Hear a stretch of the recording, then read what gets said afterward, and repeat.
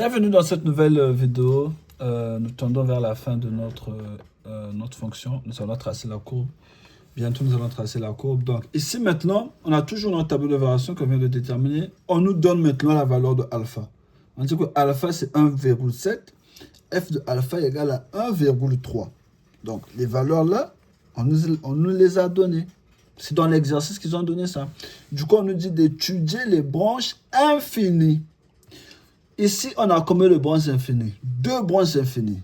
La première, c'est la limite quand x tend vers 0, qui m'a donné moins l'infini. La deuxième, la limite quand x tend vers plus l'infini, qui m'a donné moins l'infini. Ce sont les branches. Comment on reconnaît les branches infinies? C'est lorsque on a une limite qui m'a donné l'infini. C'est lorsqu'on a la présence de l'infini dans une limite. Ça, ce n'est pas une branche infinie. On a dit que alpha c'est 1,7, f de alpha c'est 1,3, c'est pas une branche infinie parce qu'il n'y a pas l'infini. Il n'y a pas l'infini. C'est deux nombres, c'est deux réels. Mais ici, on a un réel et l'infini. C'est une branche infinie. Là, on a l'infini et l'infini. C'est aussi une branche infinie. Donc, la première branche, je reprends ma limite. Donc, la limite, quand x tend vers 0 de f de x égale à moins l'infini, on dit que la courbe CF admet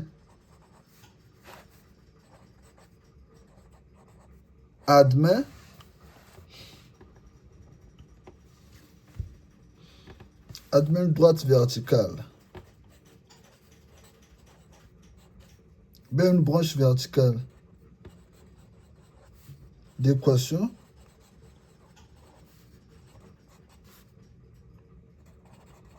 x égale à 0. Voilà. Ici, on parle, on va dire une branche verticale, c'est mieux. Verticale. Une branche verticale. Une branche verticale d'équation x égale à 0. À quel moment on parle de la branche verticale? C'est lorsque un nombre te donne l'infini. Ici, c'est 0 qui m'a donné l'infini. C'est la limite de quand x tend vers 0 qui m'a donné l'infini. Donc, la courbe admet une branche verticale d'équation x égale à 0. Pourquoi x égale à 0? Parce que x tend vers 0. Si x tendait vers 1, on devait dire d'équation x égale à 1. Donc, ça, j'ai répondu. Tout simplement, vous voyez, c'est simple.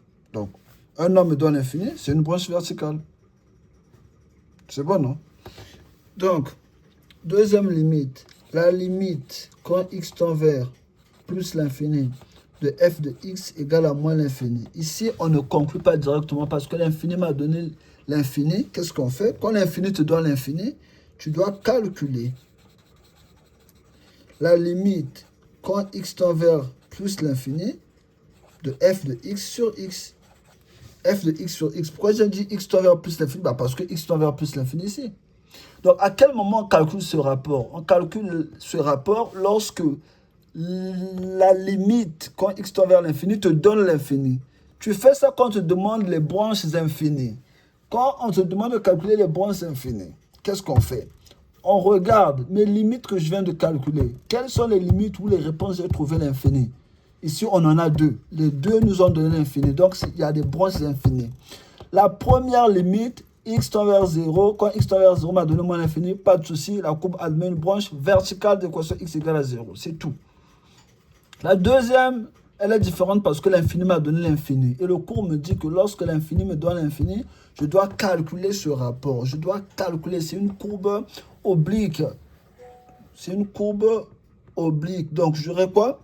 La limite quand x tend vers plus l'infini, une branche parabolique. Je dis courbe oblique, une branche parabolique. Donc, là, on a une branche parabolique. Donc, je dois calculer ce rapport f de x sur x. C'est bon, non? Je prends limite quand x tend vers plus l'infini. F de x, c'est quoi? C'est x moins facteur. Ma fonction x, c'est x plus 1, je crois. ln de x, c'est ça. Sur x. C'est ça ma fonction. Je vérifie x. C'est x moins 1. C'est x moins 1.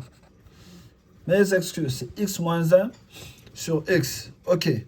Donc, je continue. Ici, pour aller plus vite, regardez. Pour aller rapidement, qu'est-ce que je vais faire? Je suis à plus l'infini. Donc, je développe, puis je vais scinder ça. Regardez comment on fait. Ça, c'est des techniques de combat. Nous, on appelait ça quand on était en terminale. Limite, quand x tend vers plus l'infini, qu'est-ce que je vais faire? Je vais d'abord développer. Donc, j'aurai x moins ln de x fois x. X ln de x.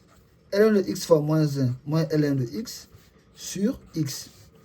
Ce qui implique la limite quand x tend vers plus l'infini. Ça va me donner quoi? Ça me donne x moins x ln de x. Je vais faire rentrer le moins là. Plus ln de x sur x. Vous voyez, non?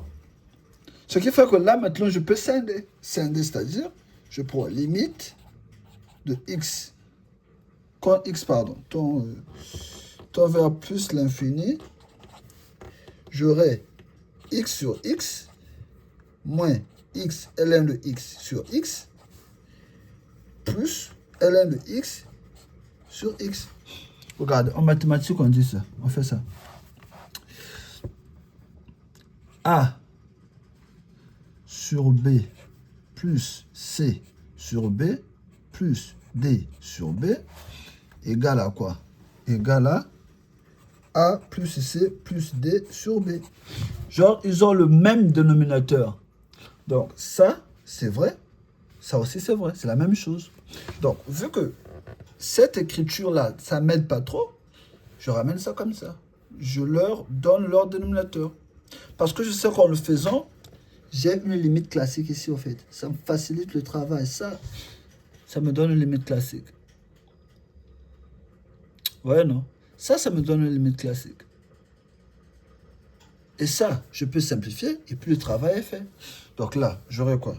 J'aurai la limite, je suis là, la limite quand x tend vers plus l'infini. X sur x, ça me donne 1. Ça, je simplifie ça. Il va me rester moins ln de x. Et ça, je sais que c'est une limite classique, ça donne 0. Donc, ça me donne quoi? Égal.